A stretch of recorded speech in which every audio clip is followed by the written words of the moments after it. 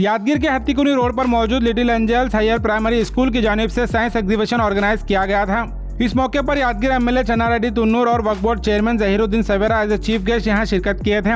इस एग्जीबिशन में स्कूल के नर्सरी से 6th क्लास स्टूडेंट्स ने पार्टिसिपेट कर साइंस, सोशल और मैथ्स के रिलेटेड मॉडल्स और प्रोजेक्ट्स तैयार कर सभी गेस्ट और पेरेंट्स के सामने बेहतरीन अंदाज में एक्सप्लेन किया है।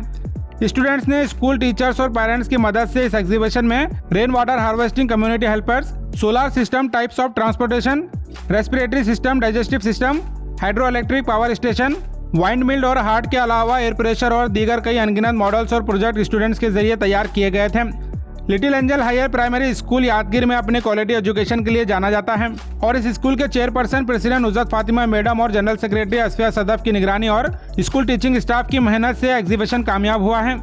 अगर आप यादगीर में अपने बच्चों के लिए किसी बेहतर स्कूल की तलाश में हैं तो आपके लिए little angels higher primary school में इस साल एकेडमिक ईयर 2025-26 के लिए एडमिशन स्टार्ट हो चुके हैं। इस स्कूल में मोरल एजुकेशन के साथ weekly fun activities, innovative activity classes और फन फ्रेंडली एनवायरनमेंट के साथ दीगर सहूलत इस स्कूल में दी जा रही हैं।